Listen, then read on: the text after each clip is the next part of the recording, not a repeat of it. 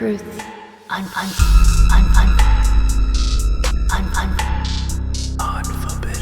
Truth. Podcast. Unforbidden. Truth. Podcast.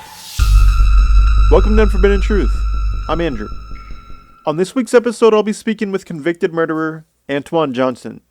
According to court records, on September 2nd, 1997, Michael Martin and his friend Reginald Manning were talking in Michael's front yard when Antwann and his then-girlfriend Wakila Coates went walking by the two of them. That's when Antwann stopped and started arguing with Michael. Antwann and Wakila then left and went to his father's house. Reginald left Michael's house soon after. When he got to his father's house, Antwann picked up a shotgun, walked out of the door, stopped, and then went back into his living room, sat down on the couch with his girlfriend for a few minutes, then left. That's when he went to Martin's house and shot him twice in the face with a .38 caliber gun. Terry Edwards, Antwann's cousin, showed up to Antwann's father's house and said, "Antwann just let it off. He just sprayed 2 bugs."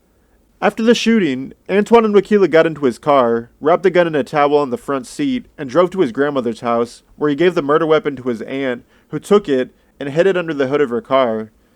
The morning after the shooting death of Michael, Antwann and Wakila went back to his grandmother's house. As the two of them pulled up, police had just arrived on scene, going off of information that Antwann was being viewed as a suspect. Both Antwann and Wakila got out of the car and ran to the back of a vacant building. Wakila was arrested after making it not even 50 feet away from the car. Antwann was arrested 20 to 30 minutes later after a search of the area ensued. Antwann was convicted of first-degree murder and armed criminal actioning, receiving a life without the possibility of parole sentence, plus 30 years in prison. Here's my interview with Antwann Johnson. Let's start off with talking about your childhood. Where were you born? City of St. Louis, Missouri. Can you recall the first positive memory as a child? Sitting in the kitchen with my grandmother, listening to her, how she idled and praised God, telling me keep God the center of my focus, the point of my life, get to know God, how she liked me as being a good little kid at that hour. For the most part, that was really like the pivotal point for me, you know what I mean, understanding the true value of parenting. That was your first positive. What about the first negative memory as a child?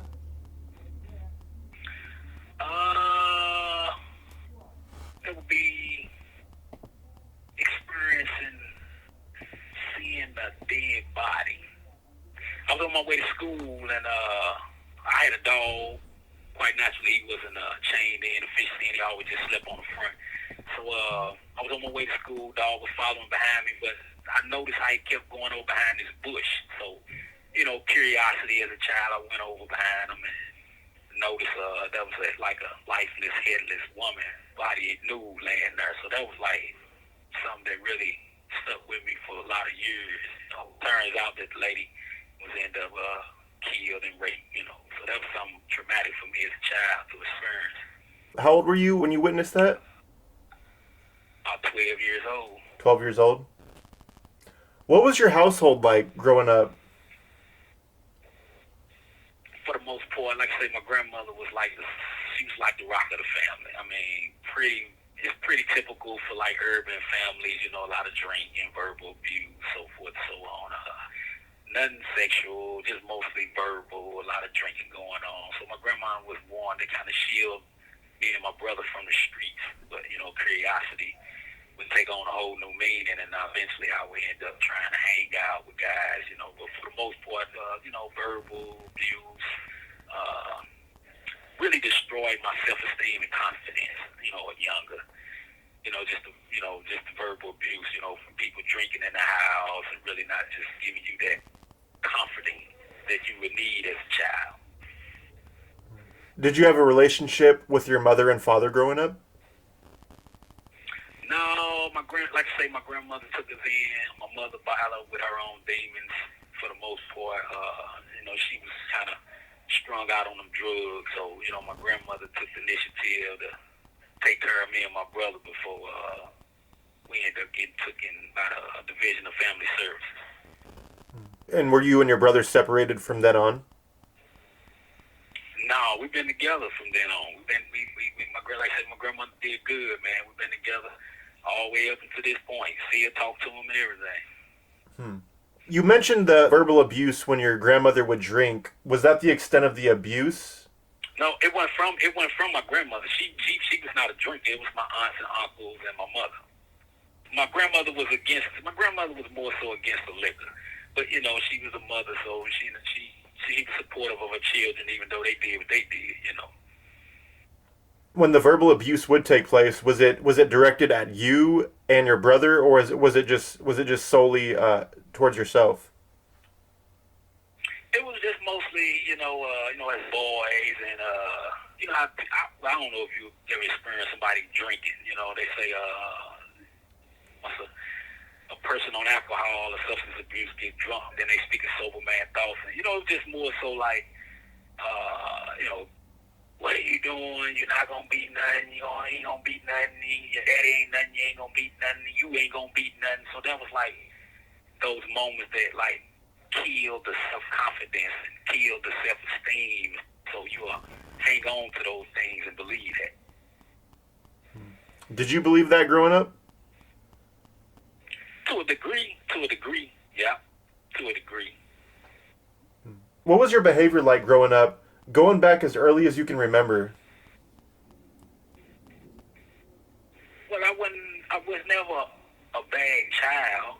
I think I was more of a curious child. I think I was seeking and searching something, but not sure as a young adolescent.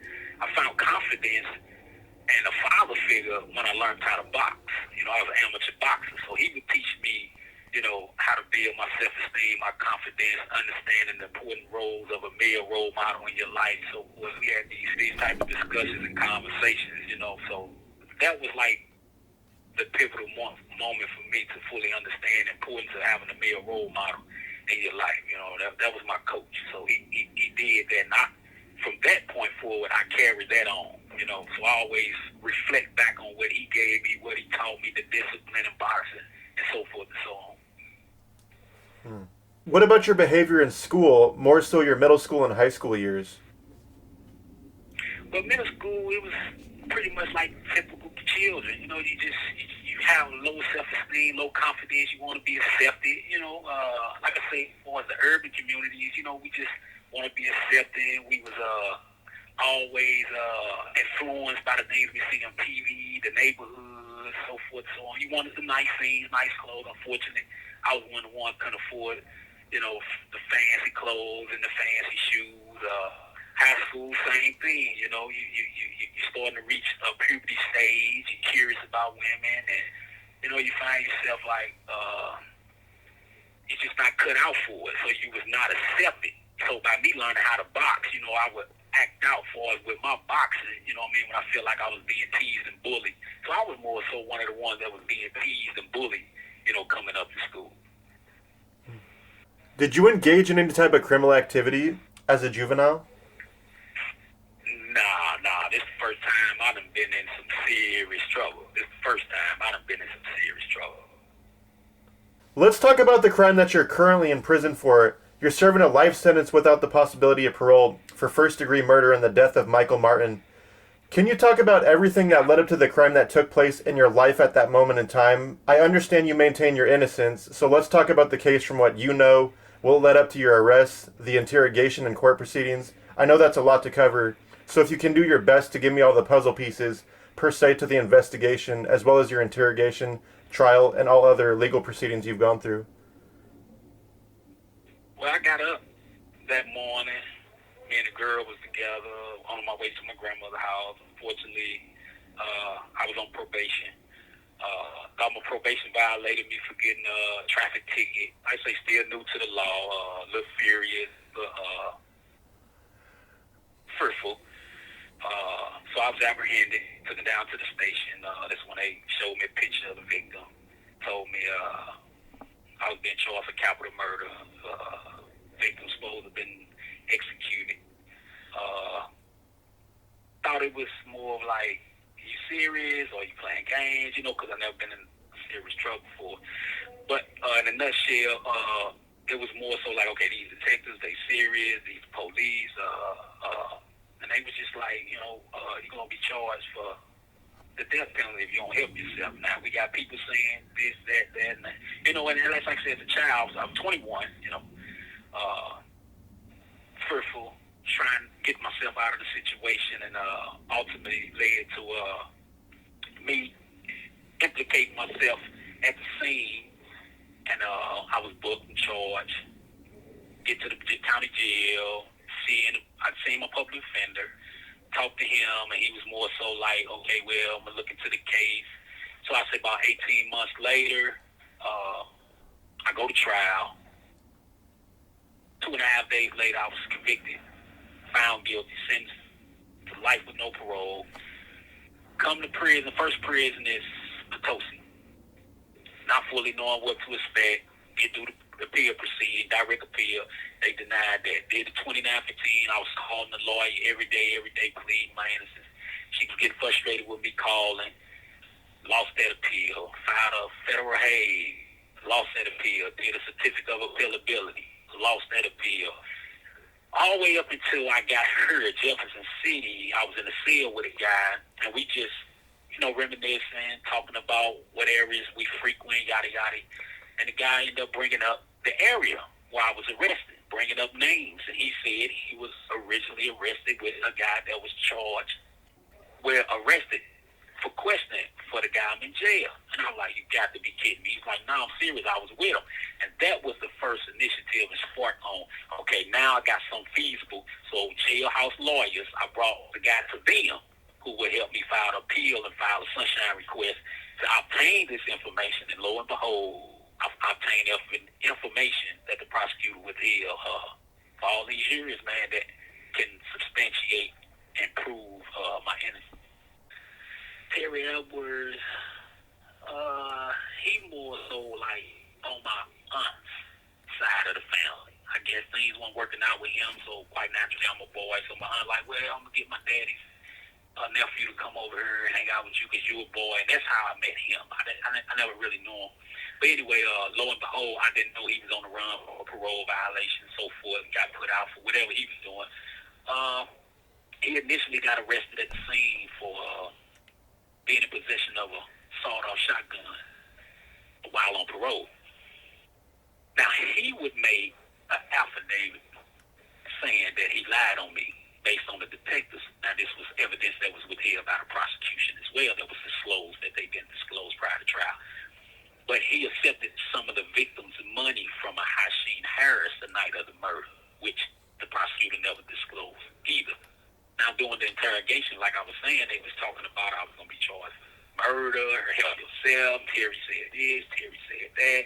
And 1 hour, I jumped up, frustrated. Like, man, I ain't did no. And he grabbed me in the chest. And you know how you want them chests where you grab them at the shirt and you kind of jerk back and forth like they, like a jerking back and forth, hitting the chest like that. And sit down and you need to help yourself. We trying to help you, you know what I'm saying? And I mean, being honest, he was like, man, you're a young black kid, man, you're going to find yourself never seeing daylight again. This was an older white guy. He was working all his life, the little story like that. And quite naturally, eventually, I just wanted to get out of their presence. So I was like, okay, whatever he said, all right. So, and that's probably pretty much how the interrogation ended. So they asked me to get on the videotape. But the key things that I know now, I didn't know then with minute details, which Centurion Innocent Project is pointing out. How the victim was killed is irrefutable to what I see. What I mean by that is the prosecutor said the man was shot at close range with somebody standing over him, which is consistent with what the key witness, Patricia Bailey, said she seen with this guy, Terry. I never test positive for gun residue. I never said, when the detective say, do you know if anybody got shot? Did you see anybody get shot? I said no.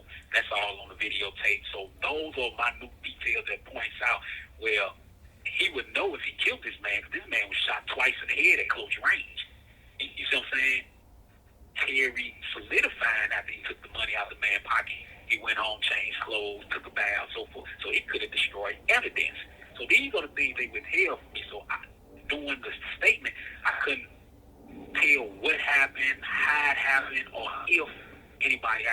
shot and killed, but the fact that the prosecutor was more aware of this and then utilized this because they have affirmative duty to prove my innocence as well as my guilt.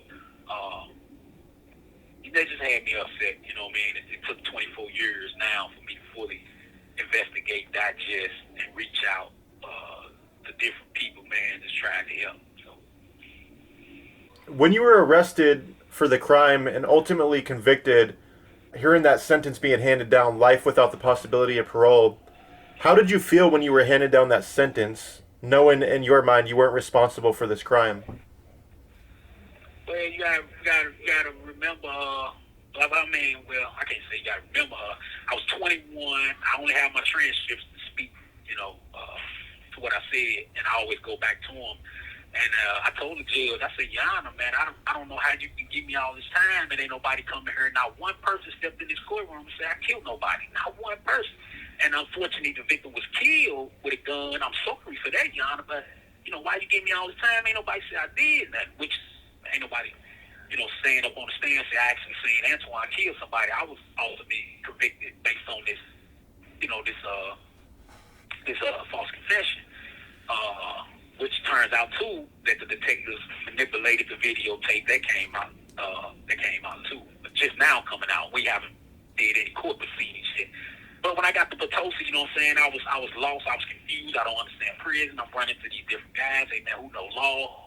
And the guys started telling me, hey man, you need to start working on that, man. You're too young to have all that time. So, I was leaning on the public defender, who had probably hundreds of other cases. So she couldn't put all her energy into me, and I was frustrating the woman back then that I see now because I'm calling the office every day. I'm trying, hey man, help me! I didn't do this. I gotta get out of here. So it was hard to deal with. I ended up at 1 hour. I ended up getting on medication. I couldn't sleep, tossed and turned, and caused problems with me and my cellmates. Because they was like, hey man, what you ever tossing like that for? I'm like, man, I can't sleep. And I didn't have a family that was financially stable that they could have paid attorneys. I didn't have, I had that broken up household. I didn't have nobody I can rely on that believed in me enough to where they could say, okay. And the only person I had was my grandmother. She was the only one who believed in me because we had a small family. I don't have 15, 16 aunties and uncles I can rely on. I just had my grandmother. That's the only person I had. Since being incarcerated, have you taken any type of rehabilitation classes or furthered your education? Oh, yeah. I got my GED. I went to the factory. I learned how to sew. I took a drug and alcohol program, highly regarded program in prison called the ITC, Intensive Therapeutic Community. I graduated that. Took 6 months of additional training to become a facilitator and help other inmates that were struggling with alcohol, drugs, sexual, violent behavior issues, verbal abuse, self-esteem issues, as a facilitator. Then I went to further my spirituality by assisting my fellow peers. I was a wheelchair pusher and a daily living assistant. I went up to medical, got a job up there, helping aid and care for elderly sick patients. At one point, we lived up there for 6 months as volunteers during the COVID-19, which saw the attention of a reporter from the Kansas City Star who published a story I read and got a little notoriety behind that for my assistance helping medical personnel with inmate patients during the COVID-19 pandemic, yeah. These days in prison, how do you spend your time on a day-to-day basis? Well, personally, I write stories, and it's basically surrounding my experience while I'm here. I done written 5 stories. My first story was Lost and Forgotten. Second story was Incarcerated. That's titled Prison's Emotional Impact. Then I wrote the COVID-19 experience up there living with medical patients, watching them die and fight the COVID-19, which was lost against the odds for a word to call, published on the Kansas City Star website titled Somebody by Their Side. Then I wrote Touched by an Angel, and the last story I just finished was The Gift to Inspire. So I write these stories of my experience and encounter and listening to these other guys' experience and how they deal with their time. Quite naturally, since I've been there, in 24 years, I've seen guys hang themselves. I talked to guys prior to hanging themselves. I asked myself whether something I could have said to them or did something different that probably could have changed their mind. So I experienced a lot, and this was a lot for me. And like I say, it's an innocent man, and we have a lot of people that say innocent. So I have to be able to be mindful when I'm reaching out to people. So how do I stand out from everybody saying they're innocent? So I was writing these stories, reaching out to people and sharing my experience in these stories, which people was responding back like, well, what are you in jail for? Stuff like that. These are beautiful stories. Can we upload them on our website and so forth? Speaking of COVID-19, have you been able to stay COVID-free in the prison there? I know prisons are a cesspool for diseases, and you unfortunately can't escape them. Personally, I have. I've been vaccinated.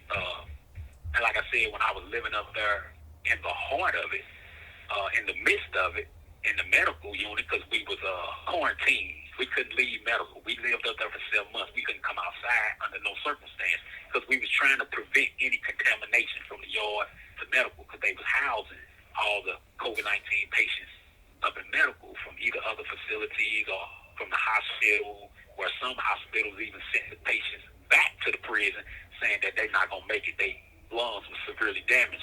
Unfortunately, we helped them back to gain their health and strength, and 2 of them is right now in this house. Thank me every day. They see me like, man, thank you, man, for help save my life. And this was the hospital said that these guys wasn't gonna make it. Is there any movement right now with your case in the courts? No, again, I don't have no attorney. I don't have, and it just seemed like true justice costs. I believe, I'm gonna say that it's a personal belief with me that, justice only works for those who can afford it. I just haven't been fortunate, but I'm not gonna be honest with you.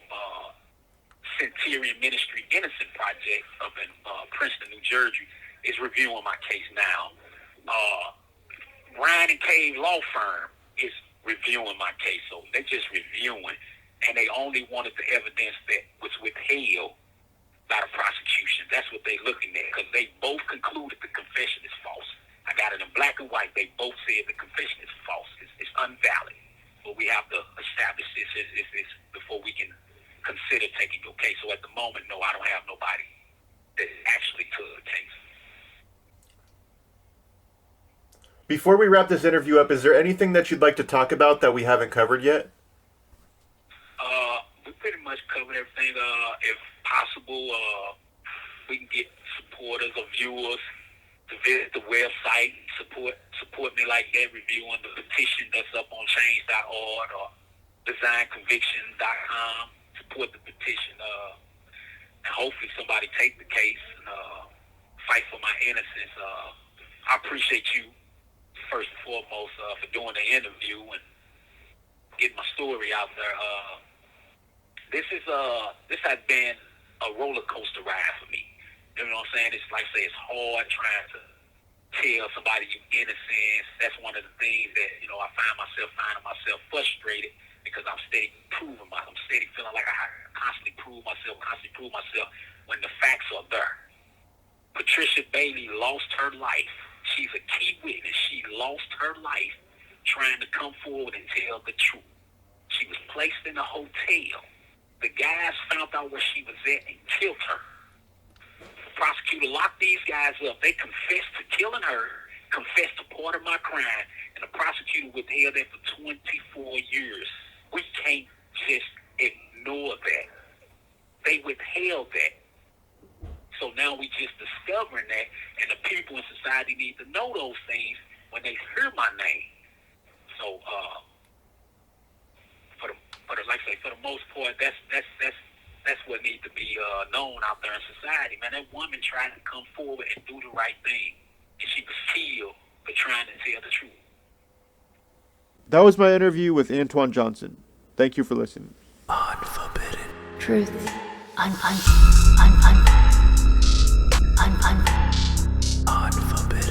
Truth. Podcast.